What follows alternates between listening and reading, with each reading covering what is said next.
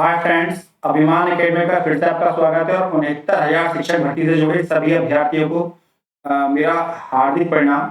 और जितने भी अभ्यर्थी अब 69,000 शिक्षक भर्ती में 22,000 सीटों को जुड़वाने का प्रयत्न कर रहे हैं। सबसे पहले मैं उनसे एक बात बड़ी आराम से कह देना चाहता हूँ कि यदि दिसंबर तक ये सीटें नहीं जुड़ पाई तो आचार संहिता लग जाएगी और हो सकता है कि उसके बाद आप इन सीटों को न जुड़वा पाएँ, क्योंकि सरकार अपने दूसरे काम में लग जाएगी और फिर आप सोचेंगे कि हुआ क्या?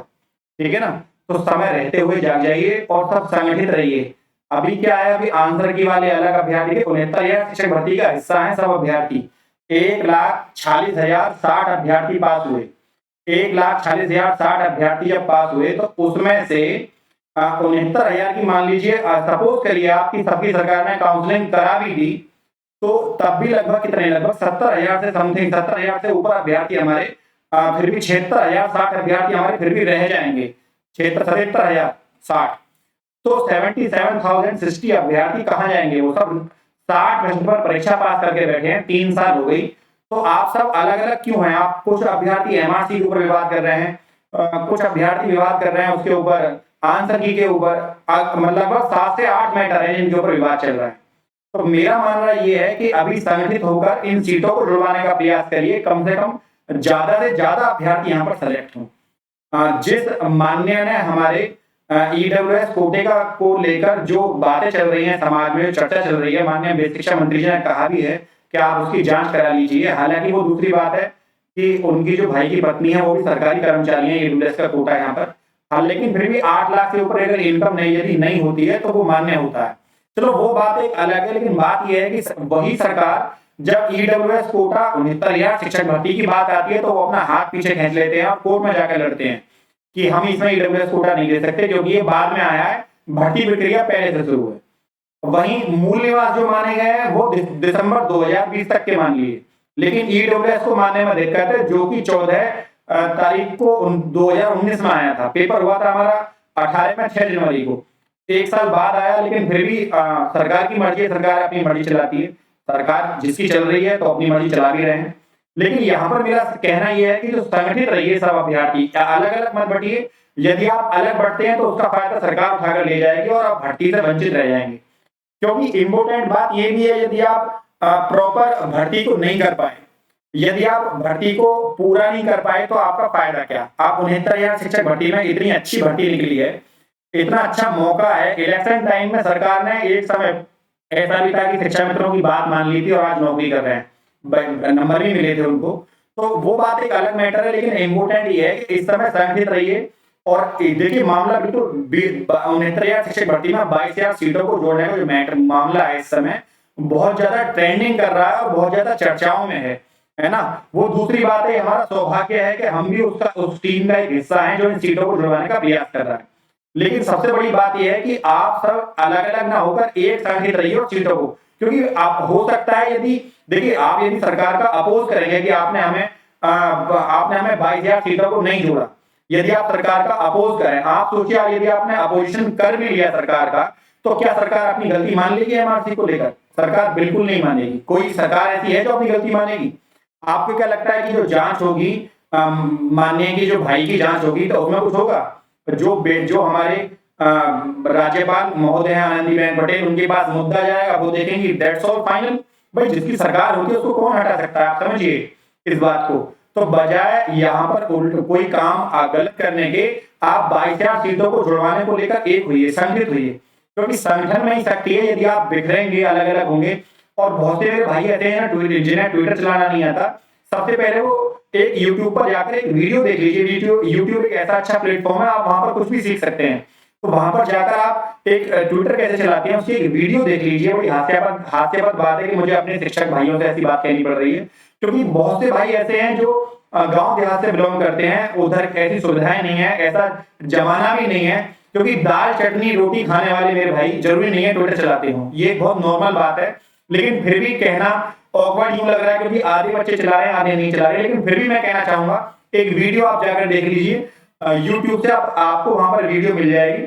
और उस वीडियो को जैसे ही आप उस वीडियो को देखेंगे तो उस वीडियो के माध्यम से आप सीख जाएंगे ट्विटर कैसे चलाना है और ट्वीट कैसे करना है, क्योंकि ये बड़ा इंपॉर्टेंट है। देखिए जो चीज दिखती है वही मार्केट में चलती है, तो आपको ये चीज देखना जरूरी है कि 22,000 का मुद्दा लाइट में अखबारों में निकलवा रहे हैं अभ्यर्थी, बड़ी मेहनत कर रहे हैं। किसी का कोई अभ्यर्थी किसी के जानकार अगर कोई भी अलग अलग लेवल पे जिसकी जो जानकारी है उसका प्रयोग कर रहा है, समाचार पत्रों का, ट्विटर का, प्रज्ञा मैम आती हैं उल्टा चश्मा वाली, लाइव उन्होंने हमारी वीडियो को दिखाने की बात करी है, और धर्मेंद्र मिश्रा है, अजीत भाई है, नितेश भाई हैं, विकास वाजपेयी हैं, अशोक वाजपेयी हैं, बहुत सारे लोग हैं, और मतलब मैं आरती शुक्ला जी हैं, खुद स्वयं शुक्ला जी भी हैं, बहुत सारे त्रिवेदी भी हैं, मतलब मैं इतने सारे अभ्यर्थी में किन किन का नाम लूं, इन इतनों को तो मैं जानता हूं, ना जाने कितने हाथ हैं 22,000 सीटों के इस समय, है ना, लगभग इतने सारे हाथ हैं कि बहुत सारे हमारे हाथ मजबूत है इस समय,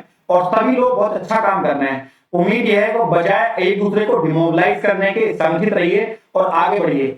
ऐसा बहुत अच्छा मौका है 22,000 सीटों को जुड़वाने का, यदि आप जुड़वा सकते हैं तो ये इतना अच्छा काम है कि शायद आपके समय में, देखिए एक तो होता है कि आपने परीक्षा करी, उत्तर प्रदेश में एक प्रक्रिया और होती है, वो आप जान लीजिए। मान लीजिए आपने फर्स्ट पेपर दिया, बहुत अच्छी बात, आपने सेकंड पेपर दिया, आपने यूपी टेट दिया था, सी टेट दिया, आपने सुपर टेट दिया, बहुत अच्छी बात, फिर आप कोर्ट में लड़े, वो भी अच्छी बात है, फिर आप नियुक्ति पत्र ले रहे हैं, तो नियुक्ति पत्र लेने के लिए आपको लड़ना होगा। यहाँ उत्तर प्रदेश में नौकरी आराम से नहीं मिलती, यहाँ कई चरणों में भर्ती होती है, यहाँ परीक्षा पास करने के बाद भी आपको आपकी लड़ाई सरकार से होती है कि हमें नियुक्ति पत्र आप कब देंगे, तो ये वो लड़ाई है। यदि आप इस लड़ाई में सफल हुए तो आप नियुक्ति पत्र ले जाएंगे, वरना तो नियुक्ति पत्र से आप वंचित हो जाएंगे, ये बात तो तय है। जब आप प्रदेश में रहते हैं तो आप अपने घर को तो जानते ही होंगे ना, प्रदेश में प्रक्रिया क्या है। सरकार कोई भी आए, यहाँ की रोजगार की जो प्रक्रिया देने की जो प्रक्रिया है वो कभी नहीं बदलती, वो हमेशा ऐसी रहती है, परीक्षा पास करे। इतनी विडंबना की बात है, स्वयं मेरे 107 नंबर है परीक्षा में, और फिर भी हम आपके सामने बैठे हुए हैं। बहुत सारे अभ्यर्थी मेरे भाई ऐसे हैं 115 116 नंबर है, नंबर नहीं ले पाए, क्यों? क्योंकि सरकार की एकेडमिक प्रणाली जो है वो 10 साल 15 साल पुराने अभ्यर्थियों से सीबीएसई बोर्ड की तुलना करती है ना, उसके बाद सीटों को पूरा नहीं भरा जाता, तो कितनी बुरी बात है, ठीक है।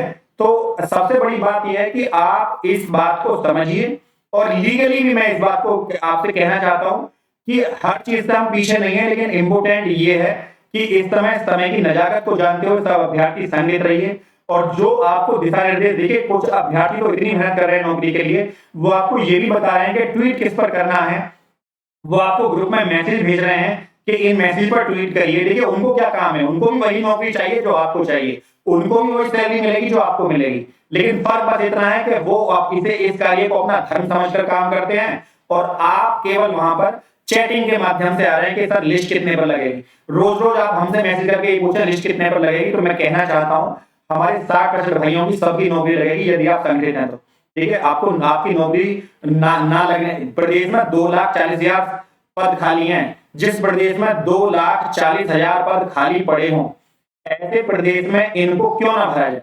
आप सोचिए कि 2,40,000 पदों में से यदि सरकार ने 70,000 पद भर भी दिए, तो सरकार के पास कितने पद शेष बचते हैं, काफी पद शेष बच जाते हैं, ये बहुत बड़ी बात है। 1,70,000 पद और भी सरकार के पास बचे रहेंगे, तो ये इस बात को आप समझिए। सरकार चाहे तो उन 1,70,000 पर नई भर्ती निकाल ले, किसने मना कोई किया है सरकार से। आने वाले अभ्यर्थी भी हमारे भाई हैं और वो भर्ती का हिस्सा बनते हैं। प्रदेश में जहां 1600 से ऊपर हमारे बेसिक शिक्षा के अध्यापकों ने जहां पर अपनी जान गंवाई है, वहां पर आकर जो मिनिस्टर्स हैं वो हमारे कहते हैं केवल 3 मरे हैं, 4 मरे हैं। ये कितनी बुरी बात है, आप समझिए इस बात को। तो आप जब तक अपना सामर्थ्य नहीं समझेंगे, सामने वाला आपका सामर्थ्य क्यों समझेगा। तो आप अपनी सामर्थ्य को समझिए, उस सामर्थ्य का प्रयोग करते हुए आगे बढ़िए और ट्वीट करिए, मतलब एक तरीके से हल्ला बोल कर दीजिए सीटों को लेकर, यदि आपको नौकरी चाहिए। नहीं तो दिसंबर के बाद आराम से पैर फैलाकर सोना, आपको पूछने के लिए कोई नहीं आने वाला, है ना। और हो सकता है सरकार ने नई भर्ती निकाल दी, तो जो अभ्यर्थी इस समय एक्टिव है वो नई भर्ती में लग जाएंगे, उन्हें लगेगा कि हमारा नंबर इस बार आ जाएगा। तो हर समय एक जैसा माहौल नहीं रहता, सही समय पर right time at the right way at the right decision, है ना, ये बहुत इंपॉर्टेंट है। यदि आपको मेरी बात समझ में आई हो तो वीडियो को ज्यादा से ज्यादा लाइक और शेयर। मैं स्वयं भी सरकार से ये वो करता हूं डिमांड की, जो प्रदेश के 1,37,000 पदों की भर्ती निकली थी, उसमें 22,000 सीटों को जोड़कर हमें नियुक्ति दे सरकार, तो ये बहुत अच्छी बात होगी। और हम सरकार के साथ पहले भी खड़े तो भविष्य में खड़े रहेंगे। और यदि सरकार सीटें नहीं जोड़ती है तो हमें अपने चुनाव पर दुख होगा कि हमने कैसी सरकार का चुनाव करा कि हमने इस सरकार को हम लेकर आए और हमको नियुक्ति नहीं दी। यदि फ्रेंड वीडियो आपको अच्छी लगी तो वीडियो को लाइक शेयर और वीडियो को ज्यादा से ज्यादा शेयर करिएगा, चैनल को सब्सक्राइब करना मत भूलिएगा। आज के लिए इतना ही। जय हिंद, जय भारत, वंदे मातरम।